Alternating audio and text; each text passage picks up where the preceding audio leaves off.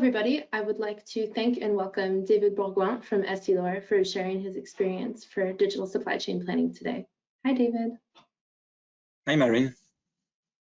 Thanks so much for joining me today. We're really excited to hear from you and your organization. So do you think, to start off, you could tell us a little bit more about yourself, your role as Global S&OP Supervisor, and then Essilor as a company? Sure. Thank you, Marine, and hello, everybody. My name is David Bourgoin, and I am in charge of the monthly S&OP process for Essilor for 10 years now. Essilor is a world leader of ophthalmic lenses, and since end of 2018, Essilor merged with Luxottica, the world leader of luxury and sports eyewear. We are now the group Essilor-Luxottica. But before going into more detail, let me share this video introduction of the Essilor organization.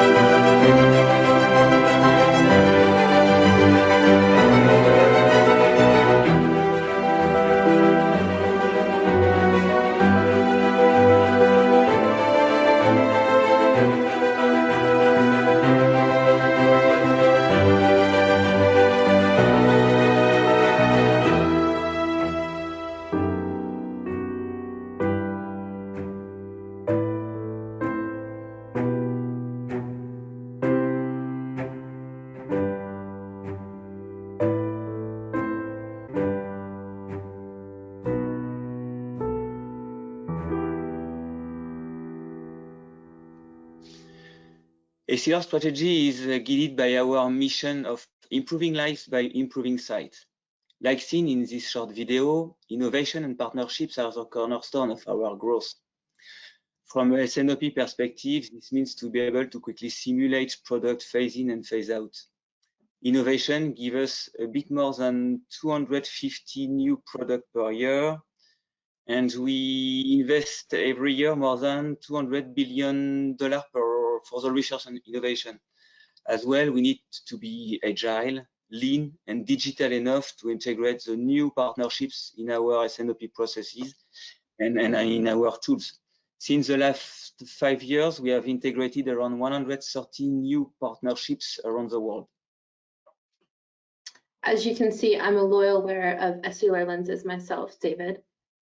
Do you think you could tell us a little bit more about Essilor's supply chain organization? Definitely, Marine. Essilor has a complex distribution network with more than 700 stock locations. I will try to make it simple using the concept of route to market. This concept helps us to manage our end-to-end S&OP process. We have more than 3,000 possible routes to market within our organization. Each route starts with one of our 32 manufacturing plants, where we produce either finished or semi-finished lenses. The finished lenses are shipped to distribution center, and we have 14 major DCs worldwide. The semi-finished lenses are then shipped to one of our 490 RX labs, prescription labs, where they are finished based on our customer prescription and needs. The other end of the route to market is the market, composed of customers, opticians, retailers, and e-shop for e-commerce. We count more than 300,000 end customers located in more than 100 countries. Wow, that really is an impressive route to market depiction. So what would you say your supply chain main challenges were during the pandemic, and what were their impacts on your supply chain? Well, during the pandemic, our biggest challenge was the business continuity plan. So we had to adapt our supply chain to still deliver customers and minimize the impact. So to ensure the continuity of service, as soon as we have assessed the consequences of the measures taken in China, such as the lockdown and the Chinese New Year shutdown continuation in early 2020, we started to explore what could be the possible backup in terms of production. In our case, we moved some Chinese products to Laos and to some European plants. But the pandemic started to extend extend from China to Europe and later to the Americas. So what was transferred to Europe had to move elsewhere. So immediately, we looked at all potential backups and what could be launched as quick as possible in terms of alternatives production. Later, China finally reopened the production, but major markets, US and Europe, for instance, were running slow due to the different lockdowns. So we had to slow down the production pace in China. Actually, during the first months of the COVID crisis, we consistently had to give very precise instruction on production priorities, shipping priorities. So the goal with production restart was not to produce too much of the wrong, but not produce too much to the wrong inventory. This supply chain team was playing a key interface role between Essilor customers, base plants, and partners. So we have consistently played with the route to market to adapt the distribution. So seeing as you had to adapt to your production plans very quickly, what processes did you review or put in place during the crisis to have a more agile and resilient supply chain? Well, that's a very good question, Marine. In a normal situation, we currently use QID Dynasys solutions at a technical level. But in such a case, with the different lockdowns worldwide, either for our markets, for factories, or for some customs, we had to move to more fast and agile simulation tools. So we decided to put in place shared indicators via Google Sheets. Our extended supply chain has been reduced to the ends of our routes, actually. So on one end, we have markets. Zones demands management team entered the volumes with different what-if scenario in several spreadsheets, with what if we lost 30% or 40% or even 50% of the sales versus 2019. On the other hand, we have the plants, and plant manager were asked to enter every Monday what production lines will be locked and which one can be reopened. So they enter numbers of days per week, possible lenses launched per day, number of operators available, stuff like this. Okay, so if I understand correctly, you've moved from a tactical level to a more operational level throughout all of these supply chain disruptions. So I can imagine your S&OP processes needed to also adapt during the pandemic? Yes, so like I said before, our biggest challenge was the business continuity plan. Thus, to secure the service, we had to be very, very reactive. So we were managing the risk and the what-if scenario in real time, if I can say, in an operational way of planning. So our monthly S&OP turned into a weekly S&OP. This lasted 3 months, during which the Western countries were entering in lockdown, one after another, whereas the Eastern ones were coming back. Okay, so like a lot of manufacturers, the standard S&OP processes needed to adapt to meet the needs of the pandemic. What would you say, how things are today, and how have they changed? Well, I would say that when we came back to more stability, we moved back to our tactical planning S&OP with the QID Dynasys solutions. Today, we are still facing some challenges, for example, on raw materials. So this is something never encountered before at worldwide level. The worldwide market acceleration in early 2021 stressed all suppliers, and some couldn't accelerate as fast as needed. And even some suppliers were still on lockdown due to the COVID. So these difficult events allowed us to extend our S&OP with the material procurement department, which is now a strength for us. Okay, so that means you've included sourcing and procurement departments within your global S&OP meetings? Yes, definitely. This close collaboration with the sourcing and procurement department during the pandemic give us ideas to build stronger relationship to secure our supply chain. And soon, we now think about synergies with sourcing and procurement, and as well with the R&D to optimize our ecological impacts by recycling wastes. Great. A lot of manufacturers have decided or are thinking about relocating part of their production post-pandemic. Where does Essilor stand with this? Are there any plans to relocate production? So these are plans that are definitely in progress. Today, we are working on the midterm plan for budget preparation for the 2022 to 2025 period. So we are investing to increase capacities with several targets. Follow market growth, develop more agile production network, and of course, relocate as much as possible. Great. Let's get back to digitalization. David, do you think you could tell me a little bit more about the digital transformation of Essilor? Yes, sure, I would be happy to. So actually in my role, I'm more focused on the upstream part of the supply chain, the manufacturing part, actually. Today, we are very focused on the digitalization of the S&OP execution. We want to have a leaner, integrated, and CO2-friendly network. So this supposed common tools, processes, and the web accessible indicators. We have a project for having plants, RX labs, and any partnerships integrating in the same database to extend the supply chain execution. And also a second project is to control the distribution ecological footprint for our auto market. So we want to measure the environmental impact, in terms of CO2 when choosing a route to market. Another digitalization concerns our planning processes, training, and support. So with the pandemic, we are traveling less and less, of course, and a lot of people work from home. So before I was used to move 5 to 6 weeks a year in Asia or in US. So now, with the situation we are facing now, we have decided to accelerate the digitalization of our training documentation and to launch a classroom training platform.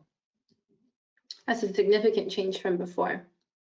So as you said, a lot of people were and still are working from home today. What about e-commerce platforms? Does Essilor have a developed web platform? And if so, do you think you could tell me a little bit more about that? Yes, sure. So yes, so after speaking about supply chain, now I can say a few words on our marketing and R&D, where digitalization is most creative. Essilor is working on different digitalization programs. The first one is e-commerce. Since 2014, we developed our e-commerce platform, such as with iBuyDirect, by helping customers in their online choices. We develop capacities and competencies. We create brand.com online shops such as Ray-Ban.com. In fact, e-commerce is one of the key competitive advantages to widen our leadership. Another project is for eye care professionals and consumers. So we are developing a digital applications called Essilor Companion that facilitates and simplifies the sales and lens consultation process. And last but not least, Luxottica is closely working with Google to develop connecting eyewear, the smart glasses. I invite you to search about this new technology on the web. That sounds great. So pretty soon I'll be able to order my new Essilor lenses from home. So from what I understood, you've been a QAD Dynasys customer for almost 32 years now. What are the key benefits that you get from a digital supply chain planning solution today? Yes, 32 years now, yes. Thanks to Precise. So like I said before, we are building an end-to-end supply chain planning and execution. So also to stimulate synergies with other departments such as marketing, sourcing and procurement, we need a centralized web accessible database and tools. So thanks to our collaborative platforms, all worldwide supply chain entities can connect, simulate, and talk to each other worldwide to build efficient master plans. Also, since the 10 past years working on the new DSCP platform, we have a more robust and reactive global S&OP. We moved from 10 factories in constrained capacity planning with 2 to 3 months to make decision to now 16 factories in a 3 weeks planning process. So we increased the scope and we save up to 2 months decision-making phase. And as well, in terms of inventory control, the QAD Dynasys solution allows us to save 0.2 months of coverage every year since the last 10 years, while improving our customer services. So this represents millions in stock and cash flow saved. Last but not least, we have accelerated the phase-in, phase-out process. So we can simulate now new product introduction up to 6 months in advance. Additionally, we can simulate manufacturing investments, plant closure, and flow change to validate the best possible scenarios. That's incredible.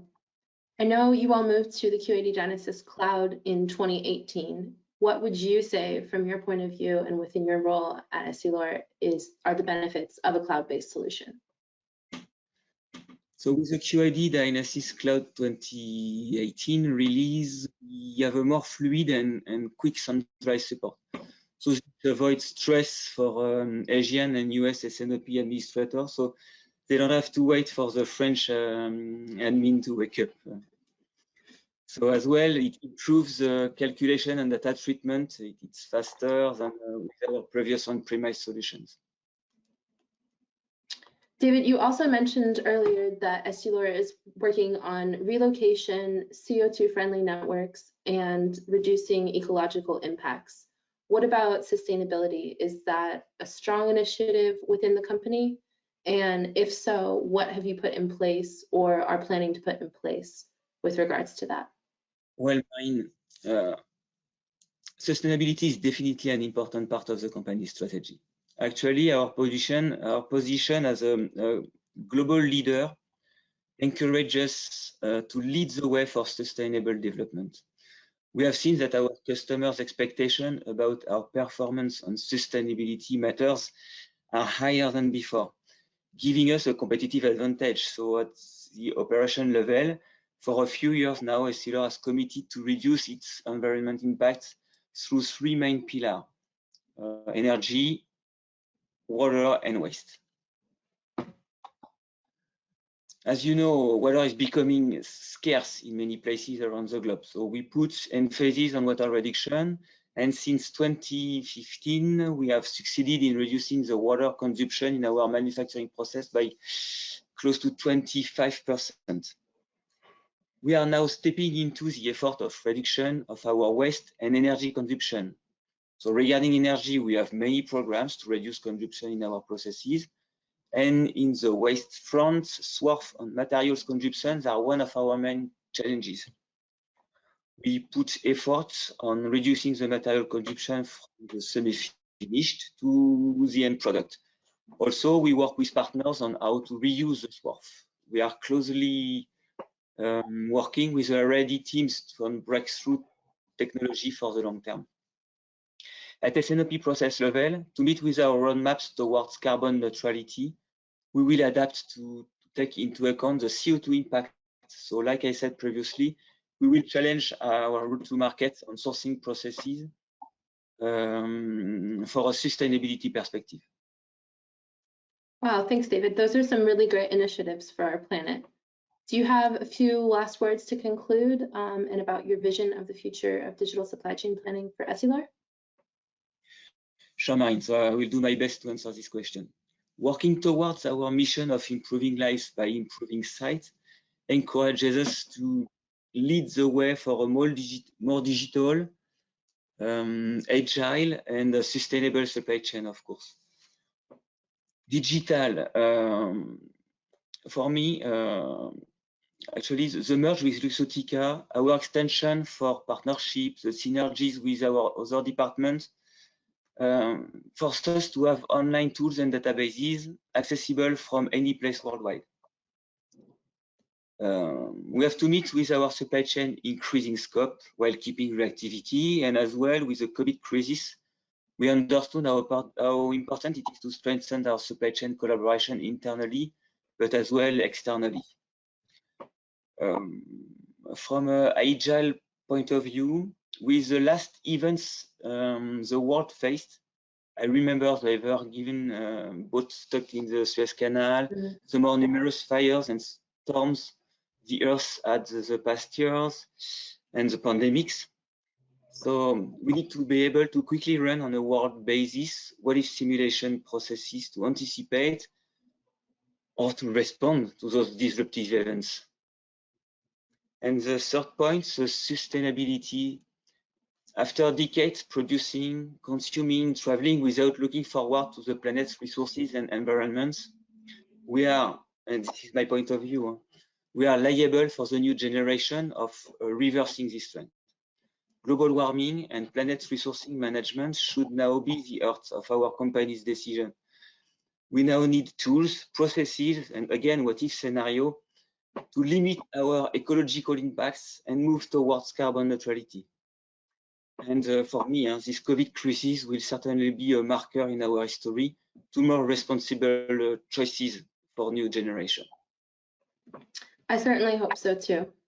Well, thank you so much, David, for sharing your Essilor experience, not only during the pandemic, but also your vision of future supply chain planning.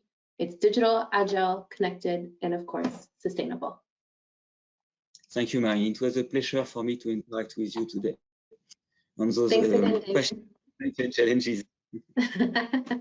Thanks again so much, David. Take care. Thanks, bye.